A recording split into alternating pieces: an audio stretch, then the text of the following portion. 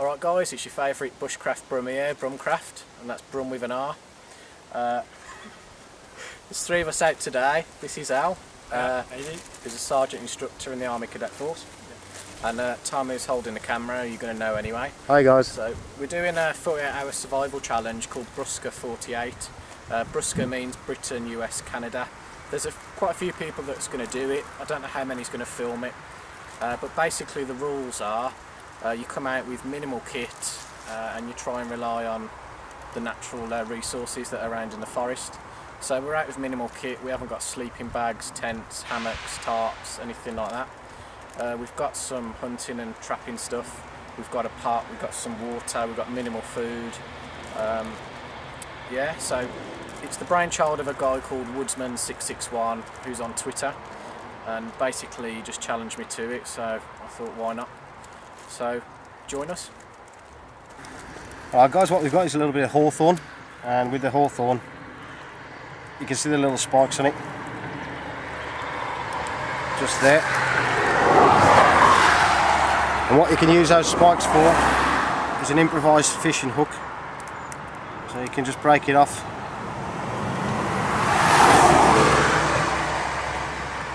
Once you break it off, you can tie a little bit of natural cordage onto it, or a little bit of your fishing line onto it, and as you can see you've got quite an effective little spike there. It's a little bit too soft for using as your bow draw. Use it for in the pans later. It's true, that stuff. If it's like wet, you can't try drink from it as long as you... Yeah, squeeze it. Yeah, you can if you want. Okay guys, there's our first bit of food. Found some blackberries, what's left over of them. All that sort of junk food, won't they? Yeah. Gorse. Alright then. Don't think there was any left, to be honest. I didn't think he was going to share it, I'll be honest with you. Yeah, alright. I'll try with that. Cheers, buddy.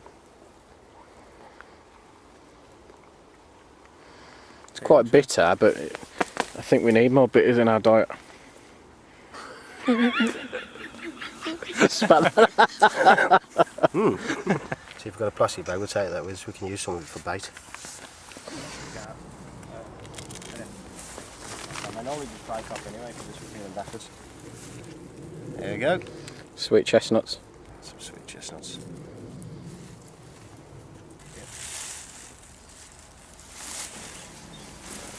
Valuable resource of a pine tree.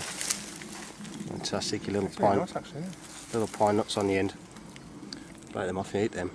Fruity. Yeah, they are nice. Nice and fruity, aren't they? Well, look a little bit further up the branch on this one. See little bubbles? Yeah. Yeah, that contains all your pine resin. Sticky as well, There you go. You can see the smoke coming off it as well from the pine.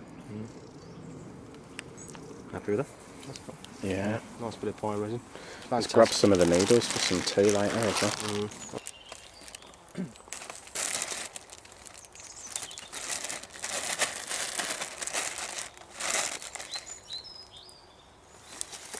That's a Lansky World Legal knife, 2.75 inch blade, 550C stainless steel, completely legal, and they're about 20 quid I think. So is that non-locking then? It's non-locking, yeah, yeah. But you can see, you can just see how strong it is and how wide it is. You could baton with that. Obviously nothing big, but it's a hefty knife for a legal knife. You probably don't want to take it through the airport. No. Lansky World Legal Urban Tactical Knife.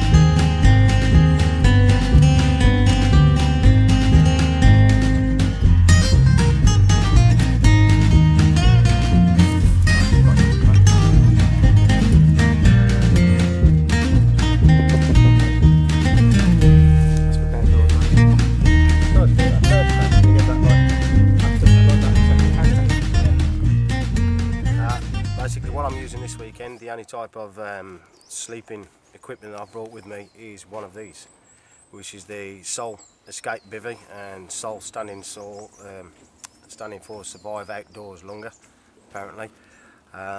This one is the OD green. You can get them in orange. Generally the orange one is the one that's a little bit more common, but after hunting around on the internet I got this one from Amazon, I think it was, and it was actually cheaper than the orange one, so I thought that's good. This one retails out at about 40 quid. They're foil lined on the inside. I'll just show you the inside of the bag, which is virtually the same as the inside of the main bivvy itself. So you've got like your Mylar blanket on the inside of that. This one they class as being breathable and semi-water resistant or semi-water repellent, which is good enough for me. Hopefully it won't rain this weekend, but we're intending on building a half-decent shelter to accommodate for that fact anyway. However, with these they reckon that they reflect 70% of your body heat back towards you. So as I say, this is the only thing I've got to sleep in this weekend.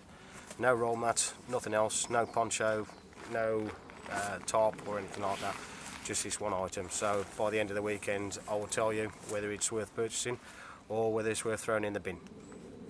All good.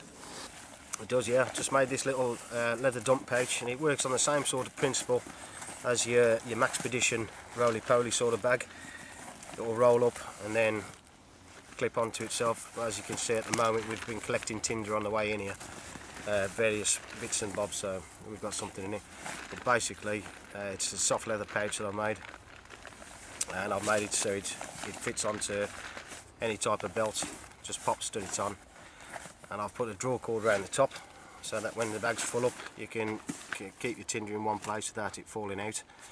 The cordage that I've used on it as well is jute twine, and anybody that knows anything about fire lighting will know that jute twine is also used for fire lighting techniques. It'll spark from a ferrocerium rod.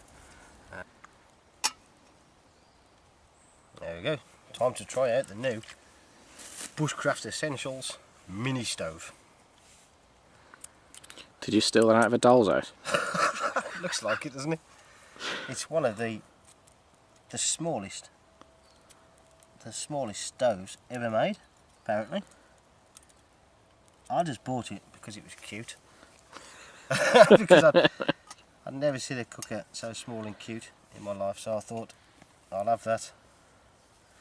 We'll try it out down the forest. I think that's another one, look. And it's basically... Go on then, Tom, down in one. Yeah. You need that protein. This would be a great source of protein.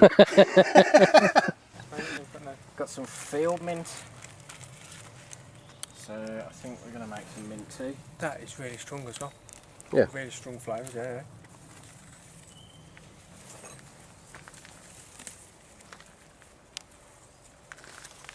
Probably not in the best nick, but that'll do. It's a bear trap, man. Yeah. Yeah. That's the size of I the saw him in trap. Alaska, you know, when I went across Alaska. Oh, right, yeah. Yeah, when I went bear trapping. Yeah.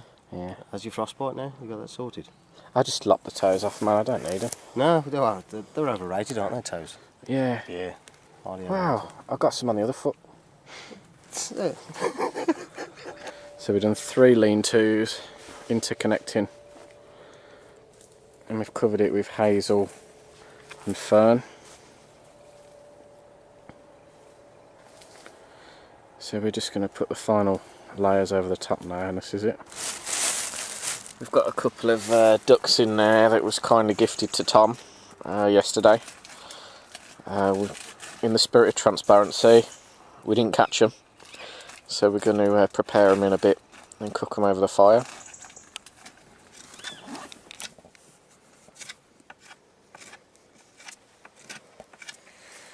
We're just making a spit for the ducks. doing 2 cross pieces of hazel, doing that times 2 with a split across the middle. So we're just staking out the hazel now. It'll work. Should be a small sauce. Yeah. Okay, another one of Tom's tips. If you're going to nail a post into the ground, place your foot against the base of the post itself. Lean your knee into it so that you can steady the pole, and then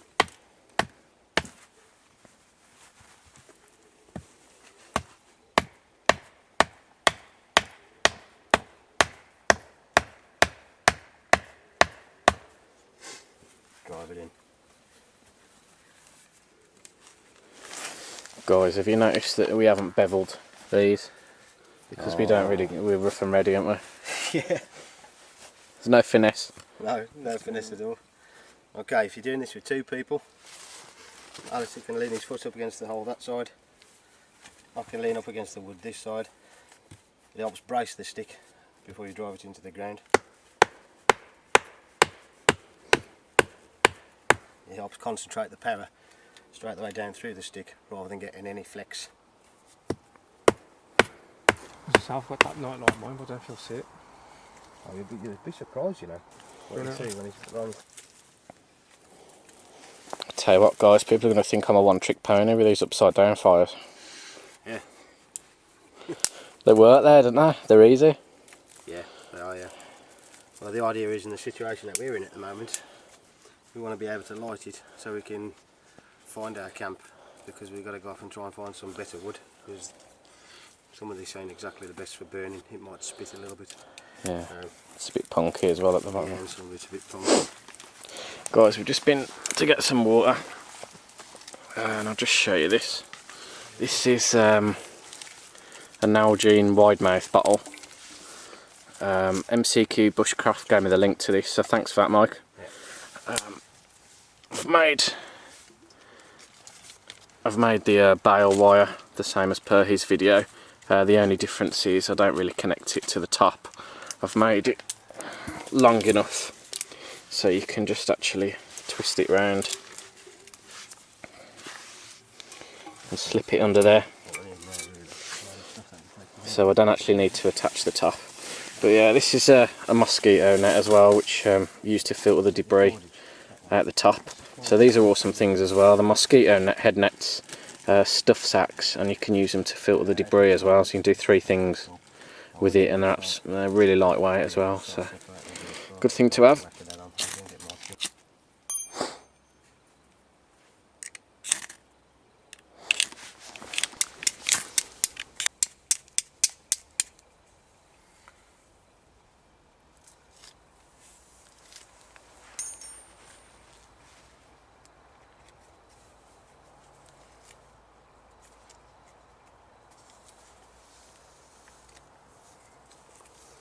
So this is all the material that we found earlier when we came in here.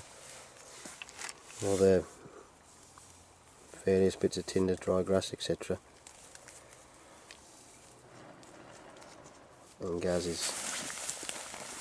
Is that a bit of char cloth, was it, Gaz?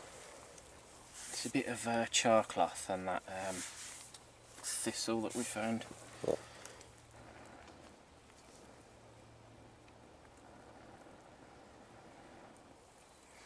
The grass is a bit damp. And I'll just leave it build up a bit of heat.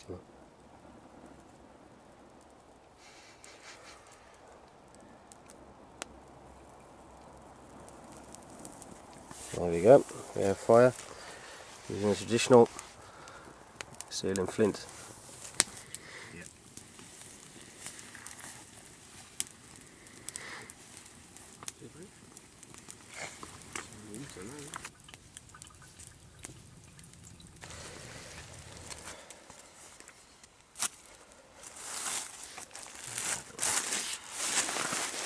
What you want to do to start with, boys, is defluff them, defeather them, and anything on the breast, you're going to work the opposite way, pulling at the pill, like that.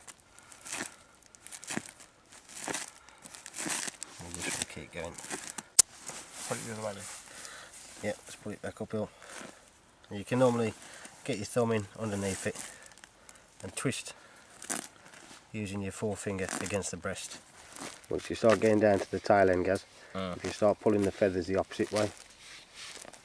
Okay. Yep.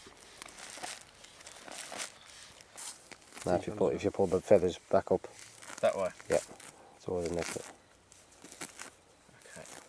Don't worry about the head too much. We're going to cut that off in a bit. A little bit stripped now, so what you do is you find the bend in the leg. Cut the tendons on the front, cut the tendons on the back. Snap it. Wind them round like that.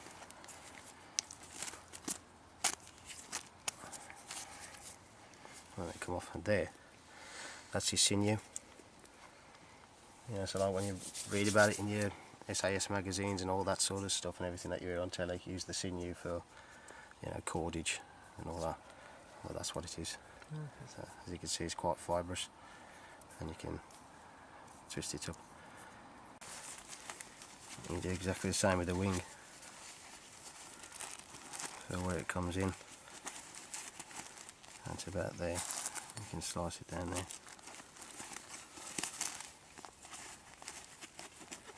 Slice it at the back.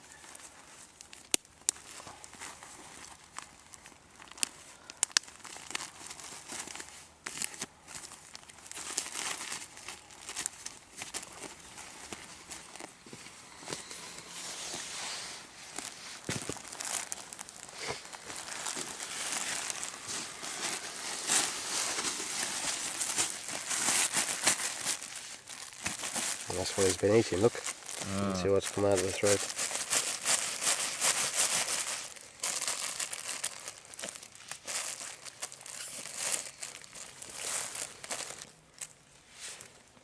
Start pulling. There you go. Cool. And then lift up.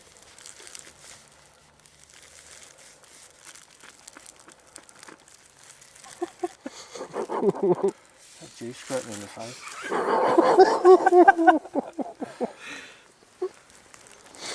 For the heart and that. Turn it round, do the same the other side, and grab all the heart out, and anything that's left over in there.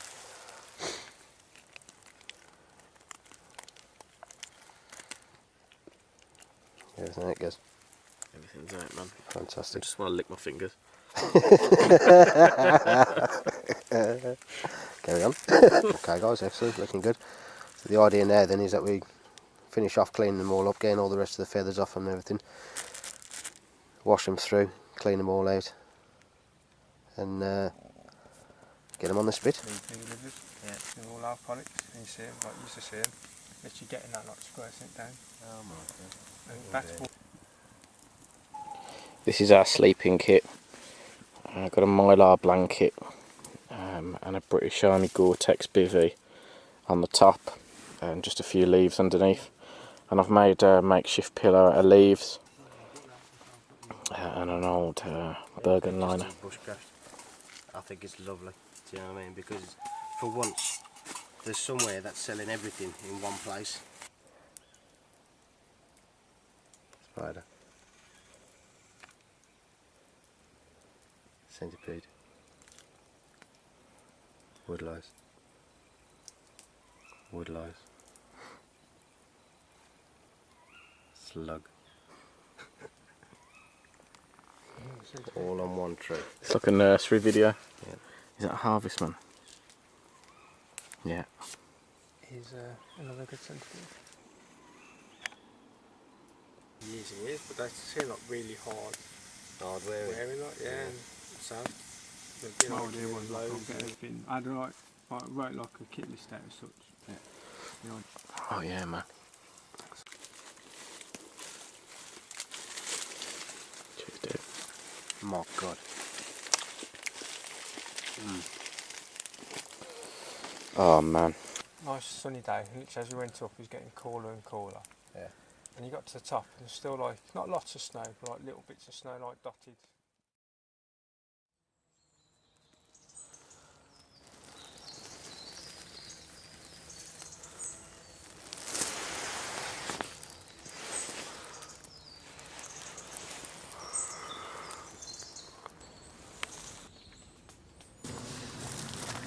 Guys, it's morning now, I'm the first one up. I slept like a baby with ADHD that cried all night. No, I slept okay actually. I'm really grateful for having like a down jacket. I've got an Alp kit jacket. It's awesome, man. I'm really glad I bought this. And I'm really thankful really that I bought that bivvy bag and had a mylar blanket to put on the deck, because it would have been a cold night otherwise.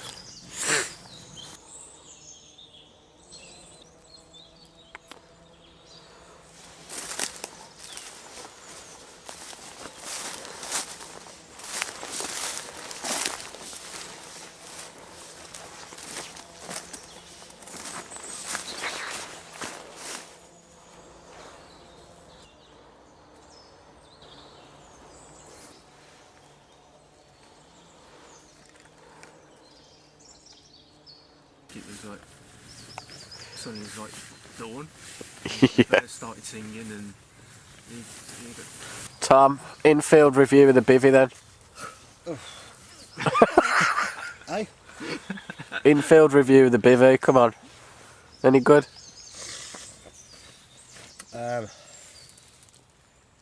It's okay. Yeah, it's okay. Oh, thanks for that, mate. That was really good. Yeah, it was detailed. I had a really good sleep anyway. Slept like a baby. Tom didn't. Tom was kept trying to get me to spoon him all night and give him a cuddle. Wasn't really sure of his motive, so I declined. yeah, I've got long grain rice. I'm going to add the milk. Having long grain rice for breakfast. Long grain rice for breakfast. Okay, mate. And I'm going to have What are you going to have for dinner? Wheatos? probably flapjack. Just got some oats and some trail mix, which I'm going to mix together. I'm going to try that mint that we gathered yesterday as well. In the rice? Yeah, try that with the rice as well. Oh dear. Good luck. Experimentation. Can't be worse than porridge in Tabasco sauce. So you've been eating porridge and Tabasco sauce? Yeah. Okay. You've got an extraordinary palate, you haven't you? And it had sugar in as well, which Yeah. is nice.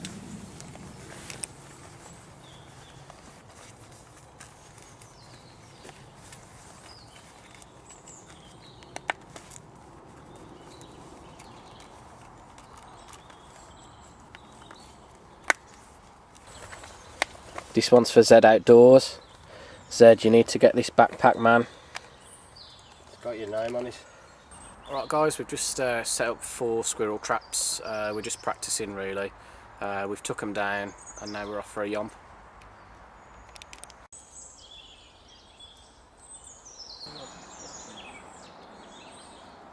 You don't touch that and not get any. Yeah, you're good to go. You basically just break it off with a nice flat one, and then that's what it's going to do. You just slice it.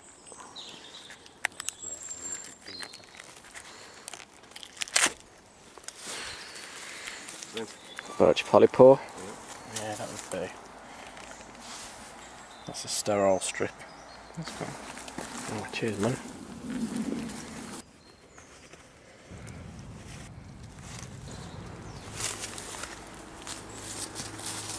So yeah, just leave the top off. And that's it.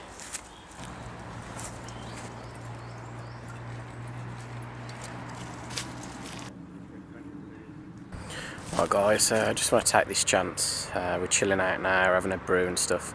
I want to do a couple of shout outs actually.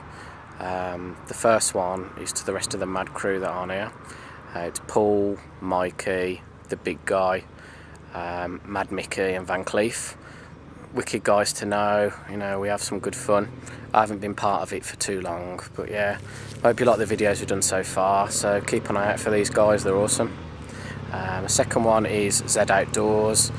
Basically, if you're into bushcraft and you don't follow Zed Outdoors, you need to basically close your YouTube account, man, because you ain't doing it right. I mean, the guy's hilarious, he does some amazing stuff, he's having a great journey, you know, and he's inviting you along with him as well, and you've got to follow him.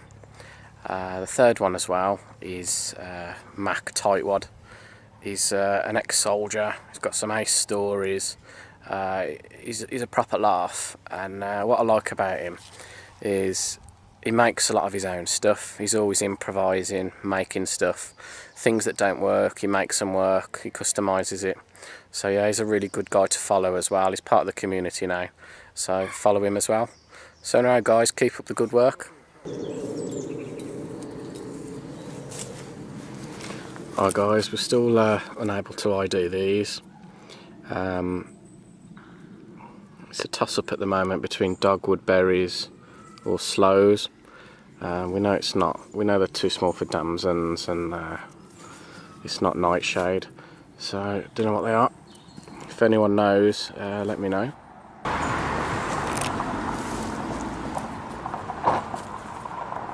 Get them little white hairs off, because they'll give you problems with your digestion.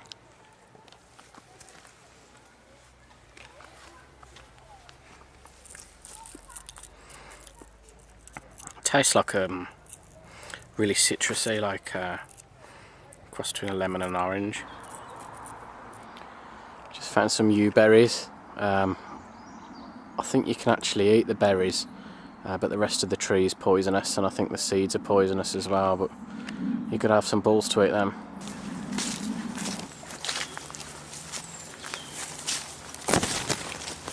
Sweet, quite nice. It's surprised. Right guys, we're having a tramp through the forest. We're just chilling out now. We've grabbed a load of wild edibles, and got some pine cones as well, which we're going to use as kindling. So yeah, we're going to head back in a bit. Tom's got some bannock mix, so he's going to have a go at that, and then we're going to try and get some insects together and try and go fishing with them. We're going to try some different insects, just see if it works. Okay guys, navigation is a very important part of any type of wilderness survival.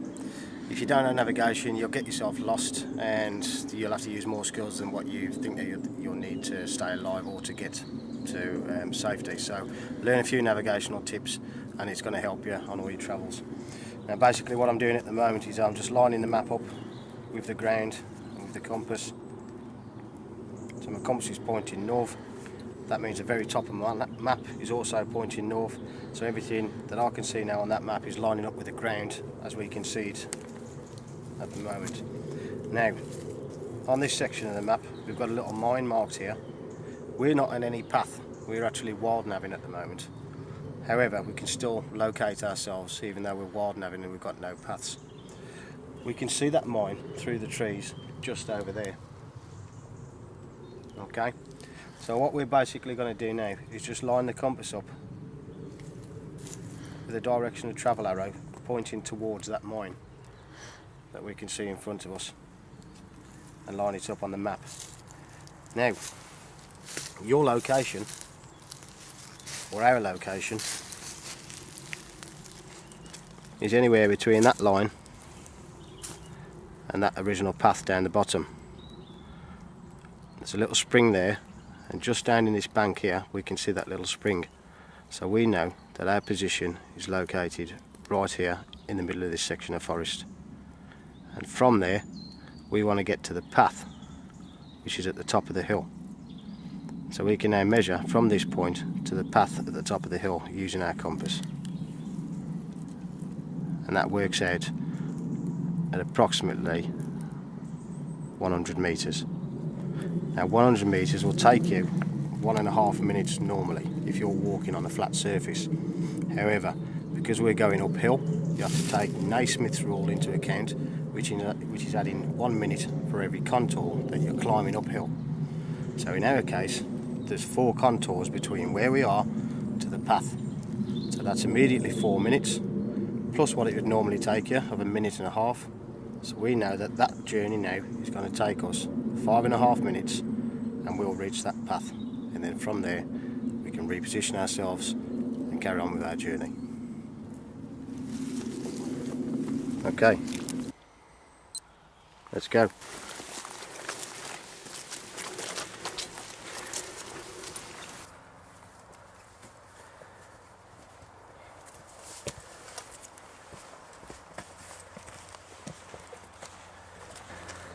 There you go.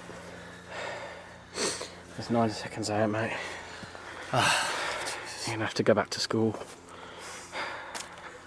I mean, all I can do is apologise to the viewers, apologise to my friends and family. I really do try hard, but You did try your best. I'm just going to have to... We've walked too fast. Yeah. And we... What was it? 10 seconds too quick. These people are relying on you. I'm sorry. I'm sorry. Honest. It's too early. Oh, come here. Cheers. Cats keep the claws retracted as well, don't they? Yeah. So when you see a cat, We found another mound of these beetle carcasses.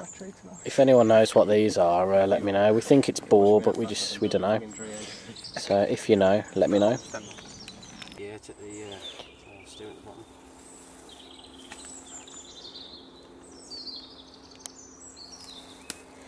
Another one of Tom's tips. Get yourself some field mint or wild mint. Crush all the leaves up in your hand. Add a little bit of water. Cool.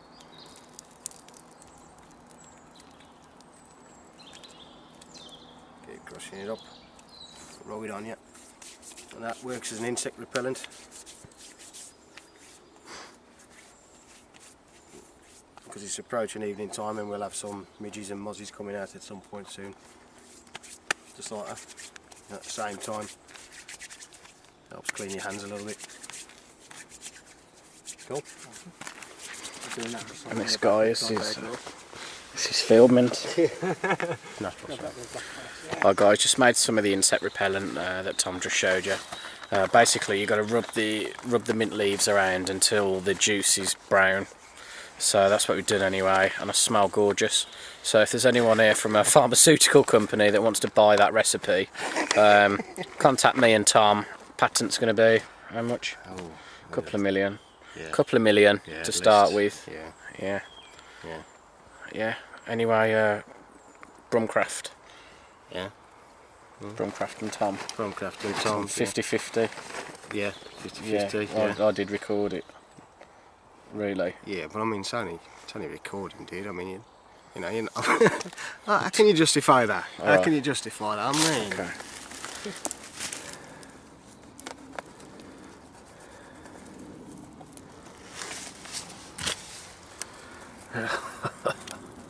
Earthball. People get them mixed up with puffballs.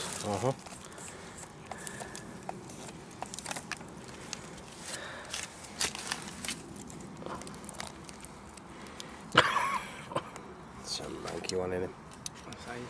Nah, that's the normal one, that is.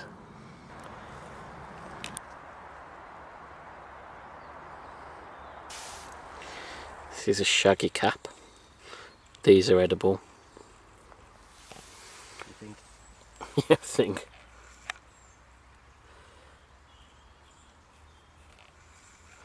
But yeah, I don't really touch fungi. I think it's a bit of Russian roulette, really. Yeah. And I'm no expert on it. But yeah, that's a shaggy cap.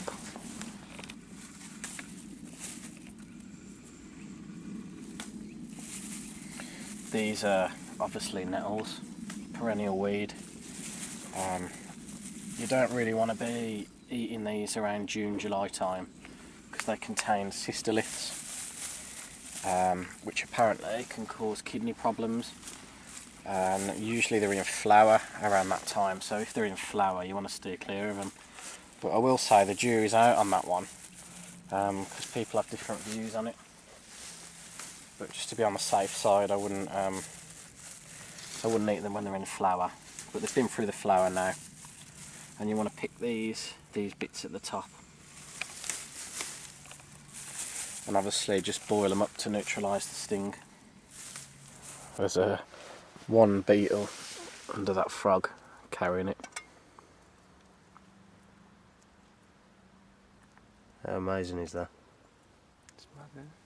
Yeah. I've got some strength in it, and then beetles. One of them froggy. Let's have you for a bit of bait. Tom's going to season this with Cajun spice Yes. and spit roast it. Yes. And just about pick him up on the camera. There's a road here.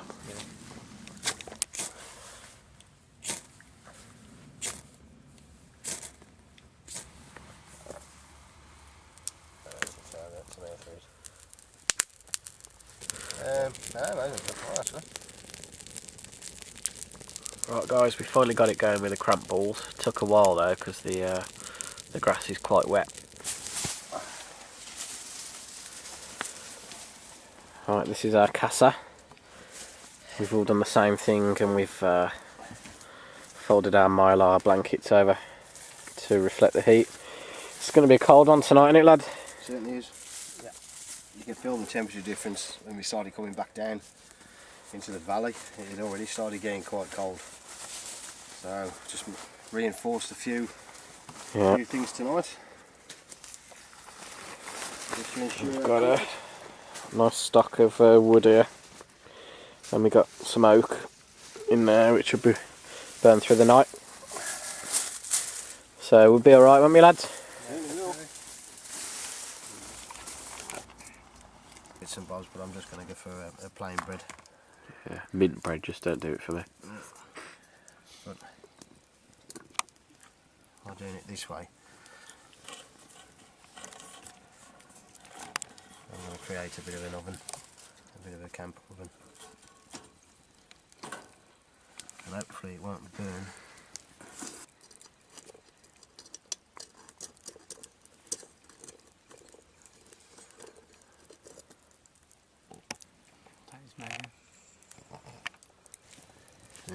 This is like a blow poker. Allows you to get close into the fire so that you can get air right to the bottom of your coals. It's just a piece of fern, a stem of a fern or bracken, it's also known. And I've basically just cleaned it out with a thin piece of hazel, and that's a workable straw.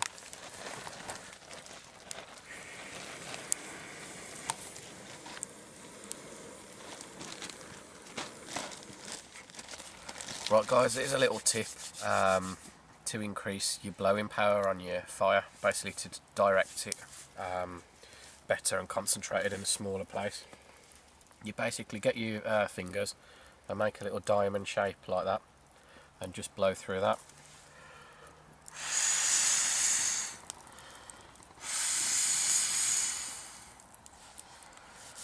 That's called the Venturi effect. There we go guys. A little bit of camp bread.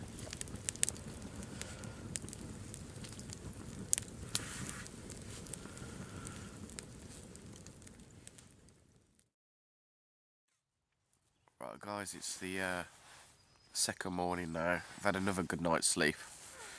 Yeah, it's the first time I've just slept on the deck with no form of air mattress or anything like that. I've just basically slept on the floor and it's been absolutely fine, man. I had 2 good nights sleep. The purpose of this really for me was I wanted to put a new survival kit together, and it's no good sort of just buying a ready-made survival kit. I think you've got to get out there for a few days and see what you do and don't sort of really need. So yeah, a couple of things I'm going to put in my kit now is alcohol gel, which I needed, which Al lent me after we prepared that duck, and also contact lens travel kit. You know, if you can't see, you're going to be no good to anyone. So that's a couple of things I'm going to put in. Also, we put some lines out yesterday and it wasn't successful, so I'm going to actually create a fishing kit, but I'm going to do it. I'm not going to use a ready-made one. I'm going to go to an angling shop and get the proper shot and a disgorger and floats, and just do it properly, really, and just see if it's, you know, if it's more success. You've got guys out there angling on the lake that spend hundreds of pounds on kit that are there all night that don't get a bite. So, you know, they're going to have more chance than you are. So at least if you get the right kit, you know, you're going to have more luck. Also as well, Tom brought the ducks with him. It would have been really, really, really easy to pick some up at the lake, but obviously we can't. We don't own the land. But yeah, I think the reason was that he wanted to show us how to prepare the duck. You know, it was a good skill. So yeah, that's why we did that anyway. But we've lived mainly on wild edibles. Yesterday we spent the day in blackberries, nettles, we've been having pine tea, we've had sorrel, and that's really what we ate for most of yesterday, and we just mixed it with the food we already had, and we've been absolutely fine for 2 days with minimal food and minimal kit. So another thing, guys, we've been using this field guide, Collins Gem. It's been alright, but the problem is it only tells you what you can eat, not what you shouldn't eat, which isn't always that useful. And there's also things we've picked up along the way which is not in here. What was it? Plantain, I don't think is in here. Cattails.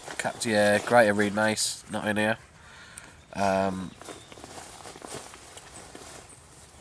Ribwort, is it? So there's certain things really that are out there that we've picked up that are not in here. So it's not really the field guide I'm going to use going forward. But if anyone knows of any small ones like this that perhaps are a bit more suitable, a bit more comprehensive, let me know. Al, have you enjoyed your first bushcraft experience? It's been absolutely awesome. Put you on the spot now, and It's been absolutely awesome. First time I've ever done anything like this, and it's been first of many, definitely. And it's been a weekend of first, from eating wild edibles to doing the duck. It's been absolutely tremendous experience. Absolutely loved it. So yeah, it's been awesome. cracking, mate. You're a natural. Thank you very much. Yeah, well done.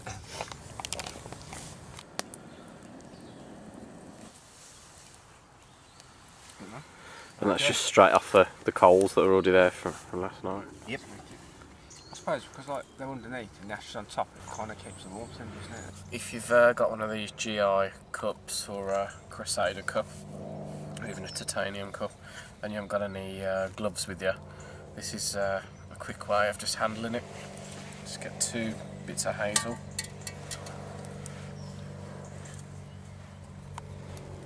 Rub it like that.